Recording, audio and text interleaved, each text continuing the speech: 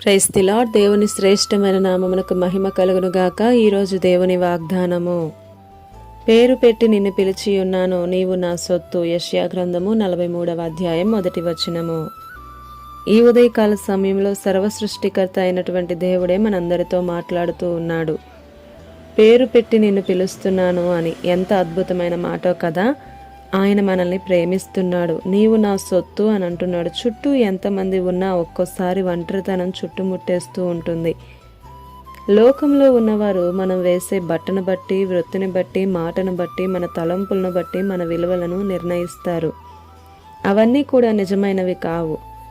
మనకు ఆత్మ ఉంది, దానికంటూ ఒక వ్యక్తిత్వం ఉంది. దేవుడు మనందరినీ వివిధ రకాలలో అమూల్యంగా చేశాడు. అయినా మనము మందలో ఒకరముగా ఉన్నామని ఈ లోకం, అపవాది నిత్యము ప్రయత్నిస్తూనే ఉంటాడు. ఏది ఏమైనా కానీ నీవు తెలుసుకోవాల్సింది ఏంటి అంటే, నీవు లోక సంబంధమైన వ్యక్తివి కావు, నీవు దేవుని చేత పిలువబడిన వ్యక్తివి అని. ఆయన నిన్నుగా ఎరిగి ఉన్నాడు. నీవు దేవుని సొత్తు అని. మీకై మరణించి తిరిగి లేచిన దేవుడై ఉన్నాడు. ఈ లోకం మిమ్మల్ని పట్టించుకోకపోయినా, ద్వేషించినా ఆయన పట్టించుకుంటాడు. ఇది చాలదా మనకు? మనమందరం ఈ లోకాన్ని విడిచి వెళ్ళవలసిన వారమే. దేవుని కొరకు నీవు బ్రతకగలిగితే పరసంబంధమైన దీవెనలన్నీ నీకే.